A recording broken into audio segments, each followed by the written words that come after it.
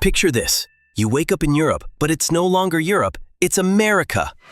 Suddenly, your free doctor visits come with a bill. Your morning coffee demands a tip. Londoners are aggressively pursuing personal success. Italians are abandoning pasta for supersized portions. The Spaniards are giving up siestas for round-the-clock hustle. And the price you see is never the price you pay, thanks to tax-exclusive pricing. Would Parisians survive without their long lunches?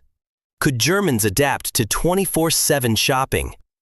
This is the chaotic reality we're exploring, where every European custom gets flipped upside down overnight. Would Europeans thrive or crumble? We dive into this hypothetical nightmare, or maybe paradise, where social safety nets vanish, individual freedom reigns supreme, and the concept of paid vacation becomes a myth. Could Europe survive as America 2.0? The answer might surprise you. This is a thought experiment that gets you to think about what makes each place unique. From healthcare to tipping, from family life to freedom of speech, we'll break down 9 major differences and see how Europe might change if it started living by America's rules. Each point might surprise you and make you think. Are these changes just about where you live? Or do they go deeper, into what people truly believe? As we explore each one, you might find yourself looking at Europe in a whole new way and asking what kind of world you'd really want to live in. First, the end of universal healthcare. Imagine a Parisian opens their mail to a €2,300 bill for a hospital visit they thought was free. The itemized list is pure fantasy. A €450 facility fee for walking in the door and €120 for salt water. This confusion goes continental.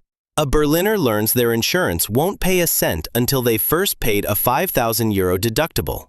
In Rome, a pharmacist trying to explain a copay is accused of running a scam. Suddenly, healthcare becomes a game of risk. A Dane with a deep cut hesitates to call an ambulance, fearing the €900 fare.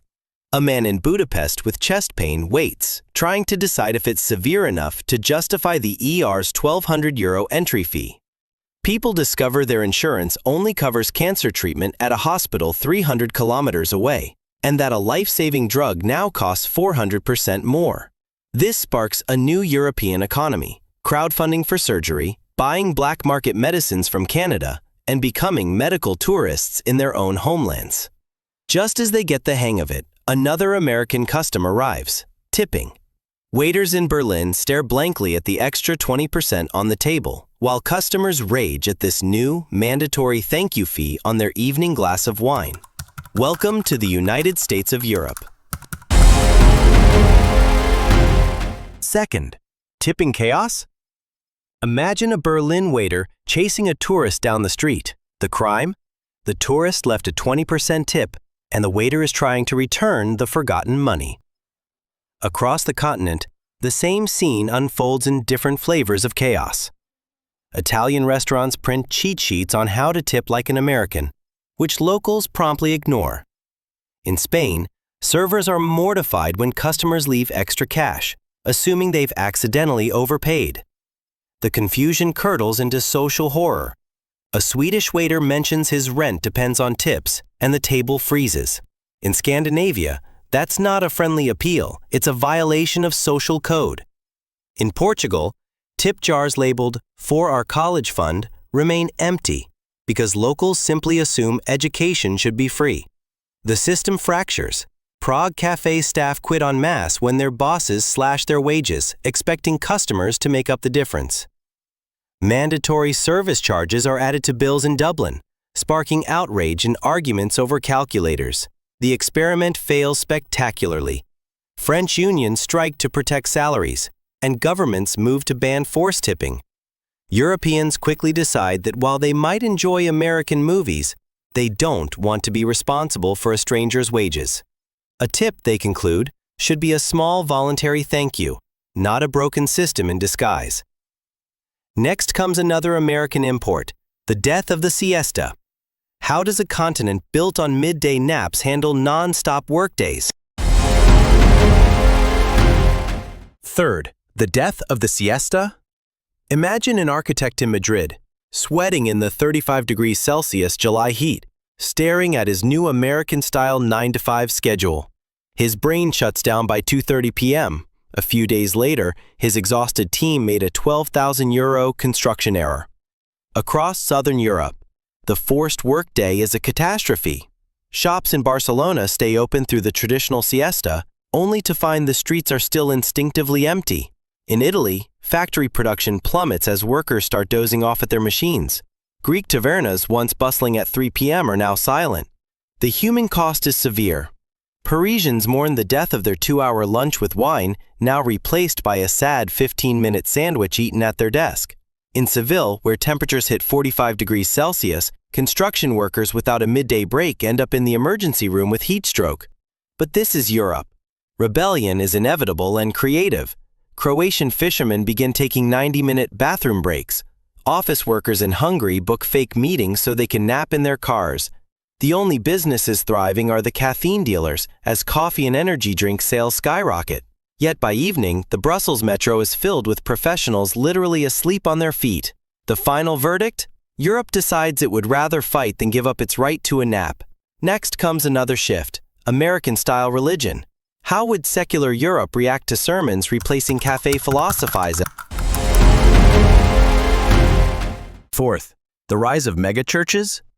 Imagine Notre Dame's ancient spires flashing with LED crosses.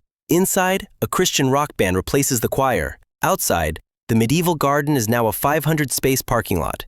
Parisians, living in a country where secularism is sacred, are horrified. Across Europe, the American megachurch model lands with a comical thud. A preacher in Berlin opens a 2,500-seat auditorium and draws a crowd of 80. An Italian televangelist's fundraising drive nets a whopping €120, barely enough to pay for the broadcast. The public's reaction is one of amused indifference. When a Vienna church offers free barbecue to attract followers, Austrians politely take a sausage and leave before the sermon starts.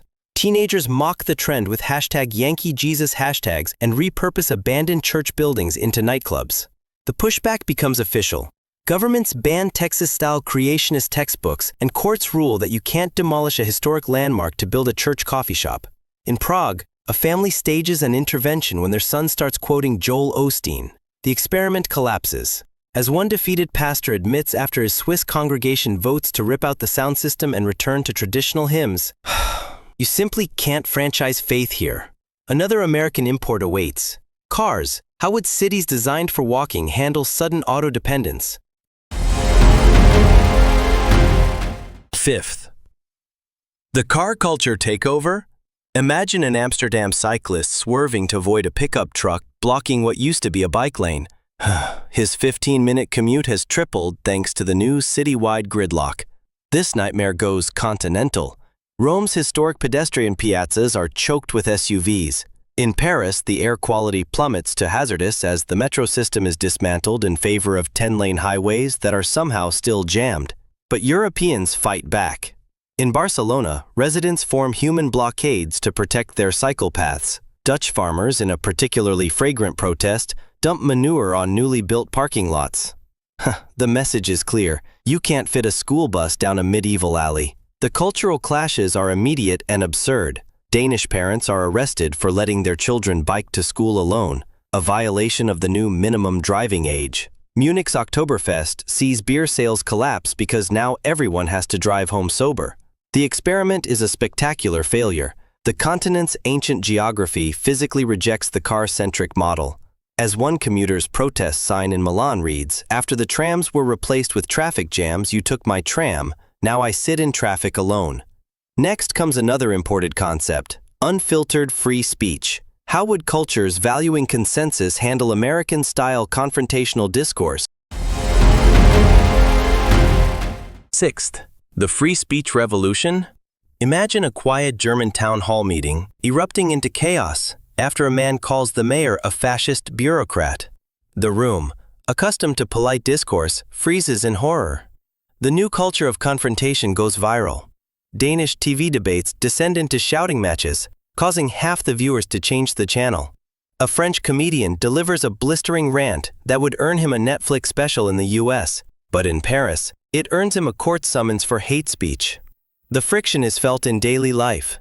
A Finnish professional is told his presentation is total garbage and doesn't see it as constructive criticism, but as baffling rudeness. Historic Vienna coffeehouses, once hubs of civil discourse, post "no political debates" signs after brawls break out over imported conspiracy theories. The continent's legal and social antibodies kick in. A free speech rally in Berlin draws just 30 people, mostly confused tourists. Laws protecting citizens from incitement and defamation are fiercely upheld by courts from Madrid to Stockholm.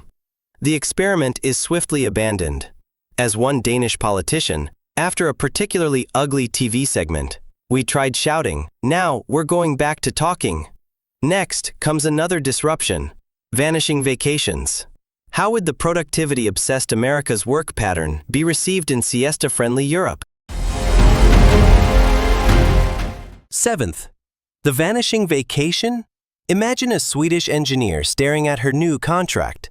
The annual leave line now reads 10 days. Her traditional 6-week summer vacation vanishes in an instant. Last year, she had 32 days. Across Europe, the same shockwave hits. An email from a CEO cancels France's sacred August shutdown. German factories ended the bridge days that turned weekends into mini vacations. Productivity immediately collapses as burned-out employees take unapproved sick days to survive. Entire economies built on leisure time crumble. Austrian ski resorts become ghost towns. Greek island hotels go bankrupt as their German tourists, who once stayed for 3 weeks, can no longer visit. Protests erupt. Spanish unions shut down the port of Barcelona, declaring they're taking their holidays anyway. In Berlin, a tech startup's unlimited vacation policy backfires. Nobody takes time off, fearing they'll be judged, and stress levels skyrocket.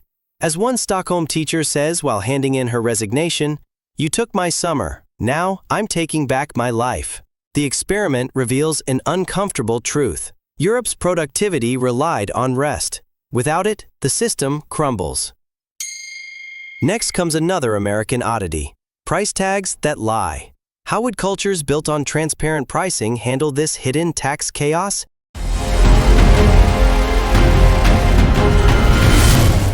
8. The price tag shock. Imagine a Parisian at the checkout with a €10 bottle of wine. "That'll be €12.07, the cashier says. The woman stares at the bottle, then the register, utterly confused. There was no fine print. This scene explodes across Europe. Shoppers in Amsterdam abandon full carts when the final total is revealed. Spanish grandmothers get into shouting matches with clerks over these new secret taxes. The confusion quickly boils into rage, and supermarkets in Copenhagen hire security after customers smash registers in protest of false advertising. A quiet rebellion begins. A historic market in Barcelona hangs up handwritten signs. "Our prices include tax. Ignore new rules." The system is rejected completely. Brussels passes emergency legislation mandating a return to all-inclusive pricing. The public's verdict is chanted in the streets, a simple slogan that reveals a deep cultural value. The price should be the price. Next comes the most jarring American import of all: the guns. How chaotic would it be in Europe? 9th. The gun culture shock? At first it was odd. An ad on the London Tube says, "Buy one handgun, get ammo free." Soon, Amsterdam markets are selling holsters next to tulips, and chic Parisian cafés offer brunch and bullets. The sight of a rifle in a Milanese coffee shop becomes as normal as seeing a Vespa parked outside. The consequences are immediate and absurd. Danish university students start bringing pistols to class for protection.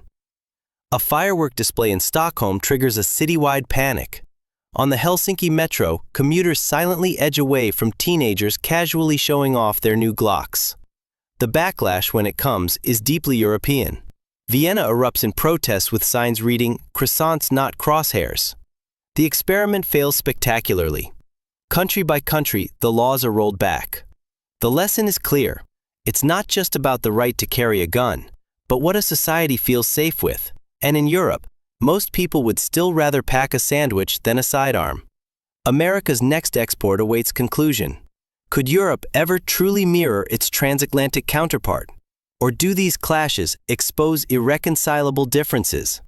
From healthcare to holidays, tipping to taxes, each attempted transformation meets resistance not from policy alone, but from identity itself. To conclude, this experiment reveals how deeply Europe's identity is tied to its social structures. Free healthcare, long vacations, and transparent pricing aren't just policies. They reflect collective values fundamentally opposed to American individualism.